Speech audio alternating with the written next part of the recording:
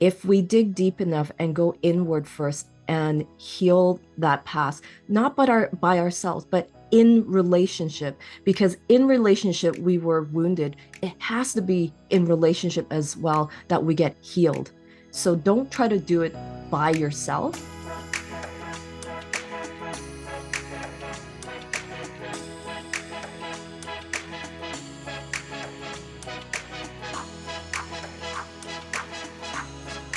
Hello, and welcome back to You Need a Counselor podcast. My name is Dr. Julie Johnson. I am the president and founder here at Heart and Solutions Counseling Agency in Iowa, in the Midwest, in the United States. I love when we have international guests because it just for me helps with getting my head around how human mental health care is, and how we tend to think about our state and the problems of our town and our country and gosh, these topics of mental health care are so human. They're so universal. And I just think it is so awesome. So if you are in Iowa, go ahead and look us up at Heart and Solutions. And I'm Chrissa Hunt. I am the Vice President at Heart and Solutions, and I am in charge of our BHIS department. BHIS stands for Behavioral Health Intervention Services, and that is our program where we go in-home and work with children ages 4 through 18 on different behavioral skills, and we can also do telehealth anywhere in Iowa as well.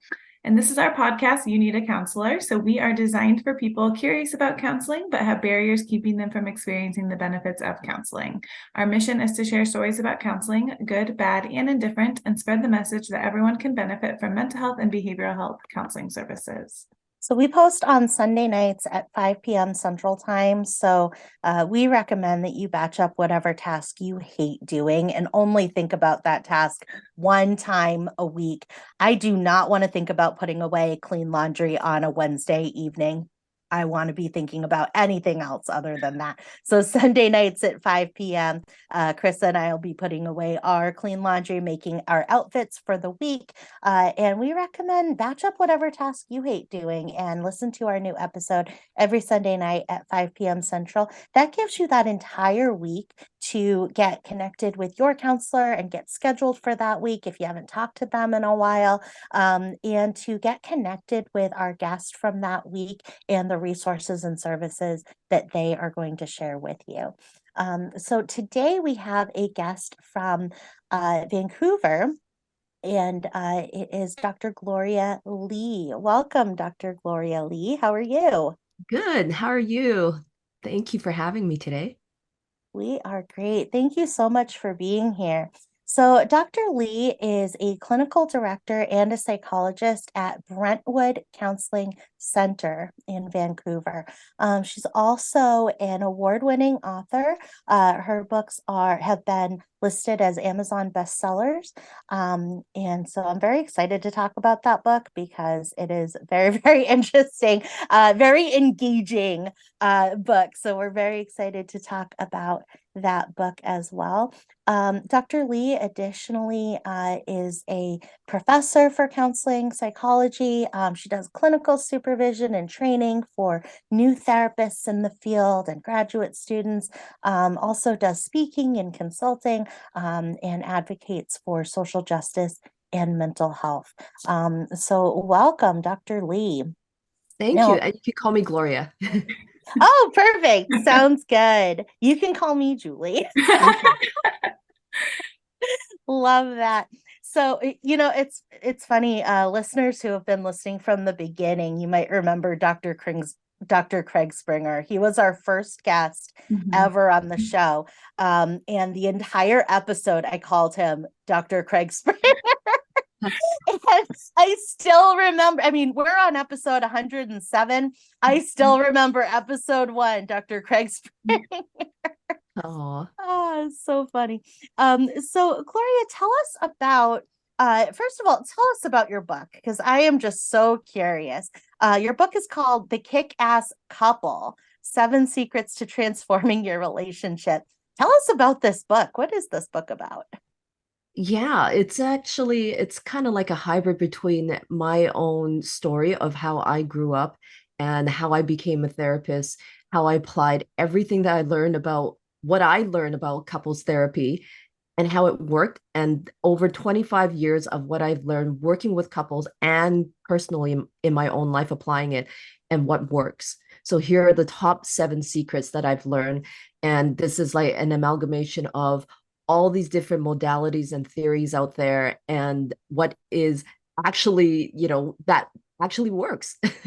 So I have this um, principle that I don't ask my clients to do anything that I wouldn't do first. So I apply it to myself first. I know it works. So I believe in what I'm saying, and I can tell you that I do it myself too. So this is kind of a little bit of a different approach. It's not a exactly like a how-to or more of an academic book, but it's a personal testimony in a lot of ways. Yeah. So what did you lead you into the counseling field? How did you get started? That's a great question. And it's really about my own family, my own background, that I came from a very broken family where my parents did not know how to do relationship well. All I remember growing up as a kid was them fighting a lot, especially about money. We came from a quite impoverished background where, as new immigrants to Canada, my parents didn't speak the language, they didn't have the finances, they didn't have friends or family. Um, and jobs. And so, because of all the stressors and just them being really young, they had 6 kids under the age of 30, trying to manage all of that. So I think, because of all the stressors in their life, they just didn't have a good head start. They fought a lot. That's all I kind of experienced. And oftentimes, my mother in particular, she would take out her frustration on the children, whereas my dad would just kind of disappear to work to as his refuge. So I grew up with a sort of distant father who was physically there, but not really, and a mother who was very stressed and um, took out her frustration on the kids. And that was my experience of family and parents fighting. So growing up like that and not liking childhood, feeling scared and anxious, feeling, I think I was depressed as a kid and never knew that. Growing up and then gravitating towards the counseling field, I think partly because everything I was learning applied to me. So I was fascinated, like, what can this be? And how come someone knows me so well? And what can I do about this? And the one thing that really struck me the most was about attachment theory, how your attachment with your caregivers growing up will really impact your relationships as an adult. And it really has. And I can look back in my family of origin. I have 5 siblings. Of the 6 of us, 5 of us got married. Of the 5 of us who got married, 4 of us got divorced. And my siblings, like basically my husband and I, are the only ones who are still together. And I look at my siblings' marriages, how they were like while they were married, it looked exactly like my parents, and how they ended, it was exactly like my parents as well. And so there's something to this attachment theory and family systems theory. And the more I learned about it, it's like I don't want to be part of this. I want to do differently. And I really believe that because of what I learned and applying everything that I learned, it helped me and my husband to stay together and not just like survive, but really thrive in our relationship. That's the only difference because, I'm no better than the rest of my family. I should have been in the same boat as them, but something shifted. And this is what it is. And this is what I talk about in my book. And so I trust that if I came from such a messed up family and I can do it, anyone can do it. And that's the hope there, that I'm no different. My journey might be, I'm a few steps ahead of you because I learned some of these skills, but here's what it is, and you can do it too. So that's kind of my passion of why I wrote this book, but also why I went into a therapy or the counseling field in the first place. And I've been with my husband now we've been together for 32 years, 25 years married. So I think that's kind of a testament that this stuff does work. And it's not just me saying it, but a lot of the people that I've helped along the way, they're they're the same, that I can't believe that what I've learned, I can apply it and it makes a difference. So it's exciting. Yeah. Yes, you are truly a a person who is guiding people. You're teaching, but you're guiding people through a journey that you've been through yourself. You're walking people through a forest that you've stumbled through, and you've had to go, oh, there's quicksand over there, and there's roots falling over here, and you've gone through that. Now you're leading other people through that and using what you've learned to help other people. I loved that you used relationships as a verb. Doing relationships, it's an active verb. It's behaviors, it's things that we do. And a lot of times relationships are thought of as nouns. I have a relationship. I have a husband. I have a daughter. I have a father. And sometimes relationships are thought of as identifiers. So I am married, I am a daughter, I am a mother. But what I love about what you're sharing here is that relationships are things that we do. And so it sometimes we feel like, well, it's me. And the truth is that no, it's what I'm doing. And that is so hopeful, because we can't change who we are, but we can change what we're doing. And what we're doing changes those outcomes that we have. And I love that you were able to identify, no, it's not that I'm good at relationships. It's that I have found things to do that then translate into that outcome that I want, which is a healthy relationship. I love that Oh, thank you. perspective. Yeah, That's and beautiful. just to add to what you just said, I think the doing part is not just skills and behavioral changes, but it's really the deep work of really changing my relationship with myself first and foremost. And by changing that, it changes every single relationship around me, because then I'm not trying to change other people, but I'm saying, hey, I'm in this too. I'm part of the equation. And if I don't like what I'm seeing, I, I'm part of this. So I can't just try to change my partner, which was probably the first few years of my relationship, to be honest with you, because that's what I learned in my family: to control, to manipulate, to shame others into changing. And it didn't work, obviously. And so, but that's how I learned to change myself as well, because that was what was done to me. So really the biggest change in relationship was my relationship with myself first. And I often tell people this, that no pain is ever wasted. If you have gone through hardships in your life and any adversities, if we dig deep enough and go inward first and heal that past, not by ourselves, but in relationship, because in relationship we were wounded, it has to be in relationship as well that we get healed. So don't try to do it by yourself, although you are changing yourself. But we're not a lone ranger. We're all relational people. We're made for attachment. And so if connection is what we need to heal us, we need to learn to, for example, for me, it was learning to trust other people, that they would want to help me or do something for me with no strings attached, that I could trust. And that was hard for me, because in my family growing up, it was all about, if you do something for someone, then they owe you or you owe them. So it's a very Asian mentality as well, I think, that there's this, like, I don't know what it is, but you just know it growing up, that this is what is expected. And so changing that, so many mindset principles I had that I didn't even know, that was really part of the biggest healing for me, in order to change the relationships around me. There's a transactional kind of relationship, and sometimes that can feel like, when we grow up seeing relationships as transactional, then it causes a lot of resentments, and disappointment in other people when we do something and then they don't fulfill their part of a transaction that they don't know that they're in. um, and it can cause us also to feel guilt and feel shame when we don't complete our part of a transaction we don't want to be in.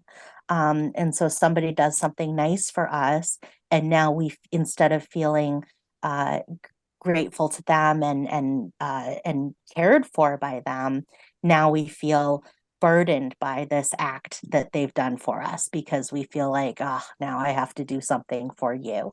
And if we do something for somebody else and then they don't appreciate us, or they don't show us that transaction, they don't give us something back, then we feel resentment against them, and they didn't even know they were in a transaction. They thought they were in a relationship.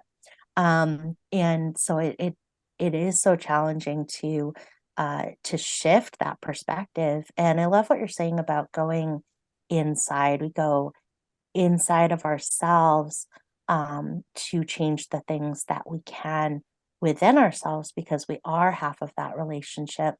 It reminds me, or it brings to mind for me, a metaphor. If we watched our parents ride bicycles backwards our whole lives, when we get on a bicycle, we're going to ride that thing backwards and we're going to fall off a lot. And other people are going to watch us and we're going to go, why can't I ride a bicycle? What's wrong with me? And what you're saying about so we can recognize how we've seen a bicycle ridden and how we think bicycles are supposed to be ridden, and we can turn ourselves around on the bicycle, and we don't have to change the bicycle. So sometimes it's like, well, I'm trying to ride this bicycle sitting backwards, and this bicycle is not working, right? The brakes are backwards, and the pedals are backwards, and in a lot of ways, that's what it's like trying to change our partner to fit our needs, or to try to have us be able to ride this bicycle of the relationship smoothly. We feel like we need to change our partner, when really we need to change how we're sitting on the bicycle. And I also love that you're saying that you need the bicycle in order to make the change. So I could go and I could think about bicycles, and I could think about riding bicycles and read about it and all of that. But that progress is only going to be made, like you said, we need other people, and we need to be in relationships to have that healing of relationships. And I need to get on a bicycle forwards in order to have that go smoothly for myself. So I love all these pieces that you're bringing up in terms of relationships, and how we can change ourselves, and not who we are, but we can change how we are doing things, how we're seeing things, how we're processing things. So tell me a little bit more about, you mentioned attachment and the way that we learn to attach to others. Tell us more about that and how that impacts our relationships as adults. Yeah, I think I love your analogy with the bicycle because, I often believe that healing is really about unlearning what we've learned that never worked for us. And we don't know that because that's all we've known, to ride the bicycle backwards, right? So much about healing is trusting and having courage that there's a different way to do this. And you just have to, I just want you to do this first step, sit the opposite way. That's it. And it won't, we rather stick to something that is familiar because that will always feel safer for us, even if it doesn't work. But once we start this new way, changing ourselves and, orienting ourselves so that we could see forward instead, it will feel so unnatural. And I always say that the more unnatural it feels, the more we need to do this till it feels natural, and make the uncomfortable feel comfortable. Then you're fine. So it doesn't mean don't do it, or it doesn't mean that it's not right. And those of us who come from, so there's, talking about attachment. So we all want attachment. That's just human nature. There are 4 different attachment styles. The first one is secure attachment, and that's basically where a parent is very much in tune with the child, what they feel, what they want. They're able to communicate clearly with the child and respond clearly. So the child knows exactly how to feel, what the parents expect, and they feel safe and secure in their own body, but also with the relationship. That's the minority of us, where there's about 25% that fall into that category and had that kind of caregiver. The rest of us, myself included, had one of the what we call the insecure attachment style, which includes avoidant attachment, anxious attachment, and disorganized attachment. So avoidant attachment is like the parent that's like my father, who was either very distant, was not very communicative, was very heady and cognitive. And if you showed any emotion, it was frowned upon, or somehow you knew that was not okay because it would not be attended to anyway. So you learn to be kind of distant and very far away from your own emotions. You're never really in touch with them. For men in particular, I find the two emotions they're in touch with is either depression or anger. That's how you know you kind of come from that avoidant attachment style. And society, unfortunately, also allows for that men can be angry because that's expected that they can be. Whereas for women, it goes more inward. It looks like anxiety and depression, but also self-harm and addictions. For men as well, when you go inward and you feel depression, you don't feel it, but you'll act it out with a lot of addictions. So that's more of the avoidant attachment style, how it manifests in your life if you don't know you have this. And then the anxious attachment style is where a parent would be more maybe controlling, overbearing, um, in the name of love, doing many things for you. But so much of it is about you pleasing the parent and doing what they want. And if you do that, then they're okay with you. But if you don't, then there'll be guilt trips, shaming, punishments, criticisms, you name it. So you've learned at a very young age that it's very much about serving your parents and making them happy in order for you to feel loved and safe.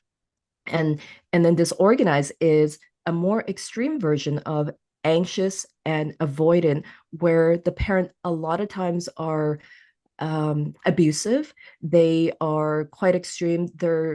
They have come from trauma a lot of times where they're very dysregulated themselves. So they don't know how to manage their own emotions, and they will flip out at you for no reason or for little things. You never know what to expect. So you're often very uptight and anxious in relationships, but also untrusting because you don't know what to expect. Sometimes it's safe, sometimes it's not. And so that's how it manifests in your adult relationships, where you feel so anxious inside, but sometimes you will avoid your partner. Sometimes you'll want them close. You don't know because that was your lived experience. So many of us will have a kind of a combination of these different attachment styles because we had more than one caregiver. So for me, for example, I had an anxious avoidance style because my mom was highly anxious and my dad was avoidant. So I had both of them as my role model, unfortunately, that really led me to become both depending on the situation. And so if you find yourself in that kind of how you operate, how you carry yourself in life, you'll find that, okay, there's a definite pattern that in certain relationships, I will operate in one way. For example, with authority figures, you might always be anxious because that's your experience of an authority figure. Whereas in a romantic partnership, it might show up as control, that you need your partner to be a certain way, to do certain things for you to feel safe and loved. So it will come out in different ways. And in parenting as well, you may be repeating the same thing as your parent. And for some of us, we don't want that. So we would actually react the opposite way, but it's still a reaction to our childhood. It's not really a full choice that we make, that I want to be this way, but everything's really a reaction. So if you find that you're reactive, you're not really mindful about what is happening, you may be acting out one of your attachment styles. That's a long answer.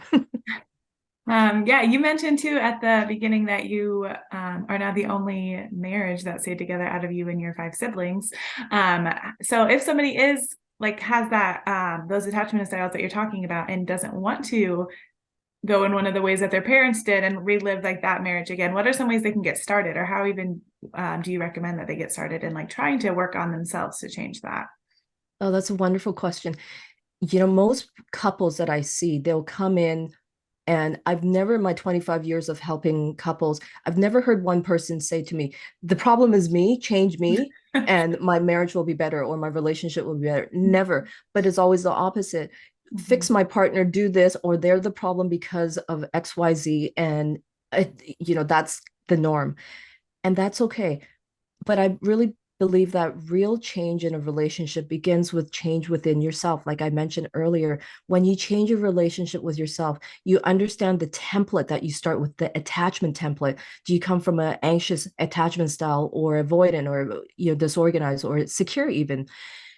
That helps you to know that through this lens, I see every relationship. This is how I operate without me even knowing, but this is me sitting backwards on a bicycle without knowing.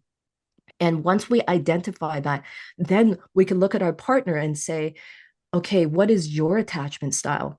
And when both people figure that out, 100% of the time, it's all of a sudden it's kind of like this aha moment. Oh, that's why we fight the way we do. Because let's say if I'm anxious and I start attacking you and criticizing you because I want you to change, you avoid me because that's your go-to. Whenever someone approaches you, you would kind of retract because it's too scary. That's your way of staying safe. That's why it makes sense. But how I've interpreted is that you don't care about me when you retract. Whereas the other partner who retracts and avoids will think, you think that I'm not good enough because you're always criticizing me.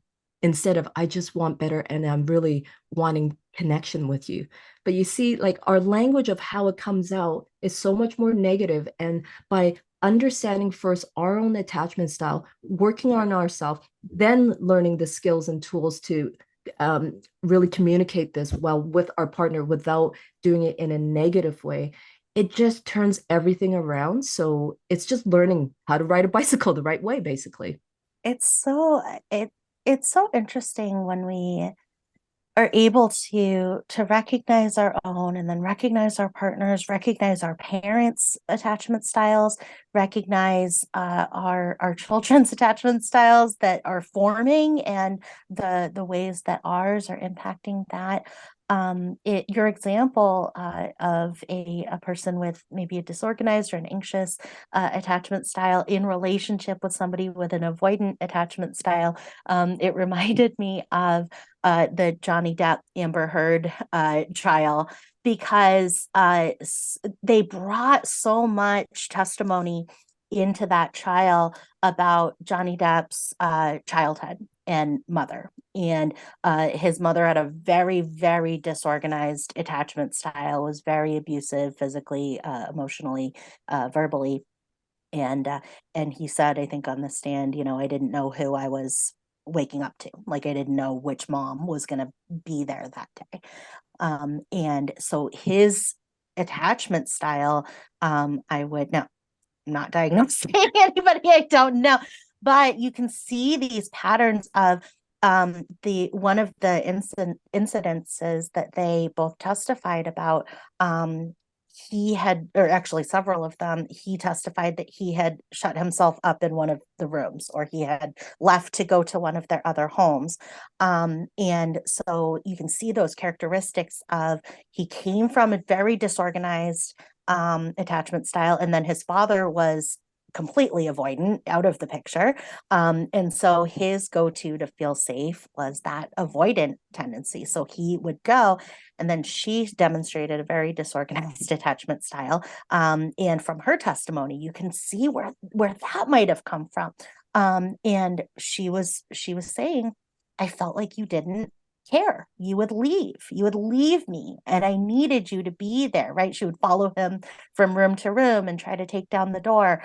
And if we can understand those attachment styles, some of those situations that we go, oh my gosh, right? What happened? How did this implode like this? We can kind of see where people are coming from, because I'm seeking safety. I'm doing it in maybe a destructive way. I'm doing it in maybe a way that hurts myself, hurts other people, but I am seeking safety. And when we can understand that in ourselves and in other people around us, it is a really great way to be able to say, nope, it was not that my partner didn't leave to go take a drive because they don't care about me. My partner went to take a drive because that is where they go for safety. They need that safety within the relationship, and then be able to come back and talk to me. And because I've got an anxious attachment style, that really gets me going when they leave, right? And I feel like they should stick around and do the things that I need to feel safe. And so I love your example of that in a real life relationship that we were kind of publicly able to see those different attachment styles at work. Yeah, definitely. And, to add to what you just said, I think, as I mentioned earlier, we always gravitate towards what is familiar because it makes us feel safer and comfortable. It's like an old pair of shoes. So we will always be attracted to like-minded people who will replicate the same broken pattern if we come from an insecure attachment style. But also, if we come from a secure attachment style, we'll replicate that as well. And so, the real work is to know that this is subconscious. We don't even know we're doing this. It's just what we know, what is familiar to us. But it doesn't work because by the results that you're fighting often, you're not seeing eye to eye, you're blaming each other. It's the same pattern every single time you fight. That's how you know that it's not working and you come from more of an insecure attachment style. Because often people don't know. They're like, oh, I think it was fine until we start talking about it. It's like, oh, okay, I'm not. Okay, my whole world has turned upside down now. But that's where we have to begin to know that this template that you've been operating out of, this is why, as you said, Julie, that we interpret things a certain way, that you don't care about me when you leave. It's always about where I'm coming from, my template of how I perceive things, instead of, oh, you just need a timeout so that you don't explode. I get it now. You see, so it's really about understanding that this template comes with a whole host of how we believe things, our mindset, what our thought pattern is, what our feelings are attached to that, and therefore what our behaviors and our reactions are when we do this, and then our partner's counter reaction, right? How we become part of this cycle to repeat exactly the same pattern that our parents or our caregivers went through. So really, my hope for people when they come to therapy is to be that cycle breaker, that you can do this, but it really starts with yourself. Yeah. For people listening who haven't heard of these attachment styles before and how they integrate into relationships, one way I love to think about these styles is that if you picture yourself as an infant, picture yourself as an infant in a crib and feeling hungry. Do you feel like I'm starting to feel hungry? That lady's probably going to come by with a bottle pretty soon, right? If we feel like that, hey, that lady that is probably going to pick me up pretty soon and is probably going to give me some food, and then I'm not going to feel hungry anymore, right? We feel like that. That's an indication that we might have that secure attachment style, right? We feel trust that our needs will be met. If we feel like I better cry really, really loud, I better cry real loud so that that lady will bring me some milk and then I won't feel hungry anymore, right? That might be an indication that we might have that anxious style, right? Are they going to come? If not, I better cry really, really loud so that they'll come and I won't feel hungry anymore.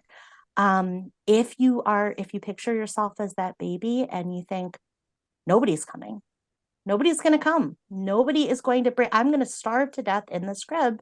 That lady isn't coming. That man isn't coming to give me milk. Then you might have that avoidant attachment style. And if you think I might get milk right now, or I might get thrown onto the floor right now, right? I don't know. Then you might have that disorganized attachment style. And that can sometimes help bring people back to putting themselves in that position and kind of think, yeah, what is my thought about what's going to happen right now? Putting myself in that situation, that vulnerable place. Because as adults, we do a lot to not put ourselves in that vulnerable place. But being an infant in a crib, being hungry, that is the most vulnerable place that we can put ourselves. And then what is our instinct of our needs getting met in that moment? So it's a beautiful connection that you're making and that you're teaching people about, and so that there can be this understanding for people in their relationships. I think it's so beautiful. And so in the book, The Kickass Couple, 7 Secrets to Transforming Your Relationship, are some of the secrets about these attachment styles? And what are some of those other secrets that people can look forward to learning about and understanding in your book? Yeah, so it's funny because so many of the principles I talk about, even though it's a book for couples, it's really about a book about yourself and your relationship about yourself. And most of the feedback I've gotten was from individuals, actually, not couples, where they're like, I'm really upset that you named it this title because it's really for individuals. And it really is because, as I said, we're relational people. We're made for connection. So in every area of our lives, we're connected to somebody, right? May it be a coworker, a friend, a family member, your partner, your children, whoever. But so that's why it actually applies to every relationship, I think.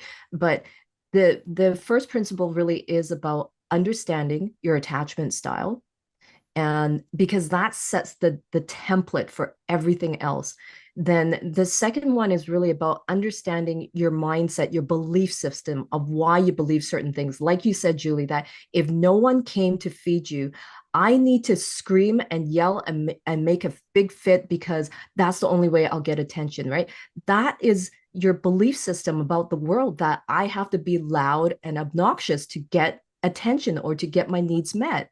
So where did that come from? Well, from your attachment, and so on and so forth. So the next one is really about the mindset and belief system. Then it's really about the interpretation of why certain things trigger me. So when you're quiet, that might trigger me because that I'm interpreting that as you're ignoring me. You don't know what my needs are. I'm panicking now. I need you to say something or else I feel like you don't love me. And so much of our triggers is from that. And that's the next chapter really. And then it's really about our feelings about that our feelings of anxiety, of shame, of panic, whatever it might be.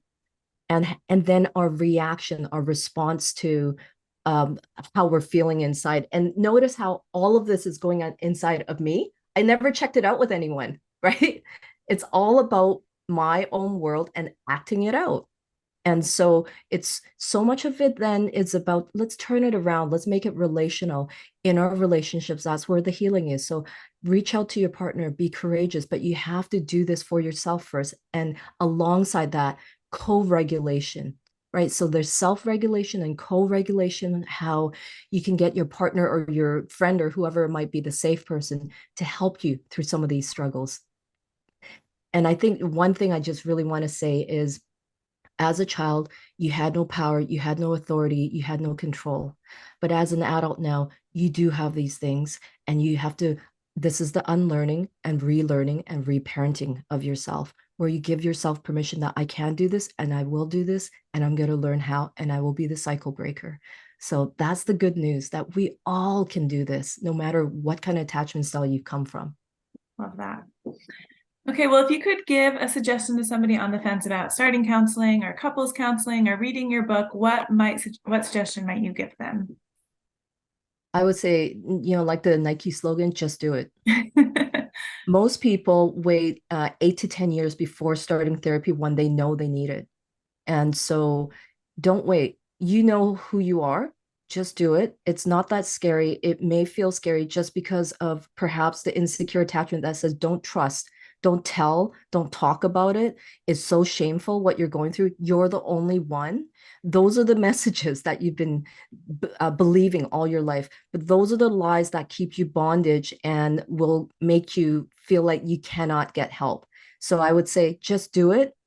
Go, and you'll find that it's actually not so bad. In fact, I feel so much better when I come out of this each time, that there's some shift in me.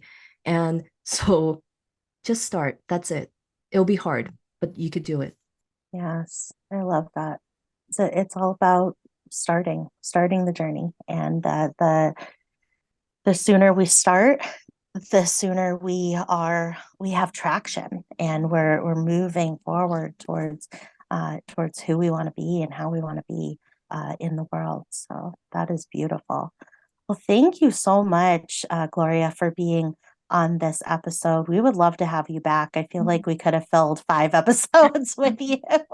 It's just, there's so much great information that you are sharing with others in the world through your book and through your website and your information that you're giving. So for other people who are feeling the same way, who feel like, gosh, I could have listened to her for another 10 hours, go check out the book, The Kickass Couple, 7 Secrets to Transforming Your Relationship. Go check that out on Amazon. And I love the kind of warning that comes with it, right? If you're looking for a book to change your partner, this is probably not the book for you. But if you're looking for a book that's going to give you that way to be in your relationships, to get those outcomes that you want, to get those needs met that you have, then this is a great book for you.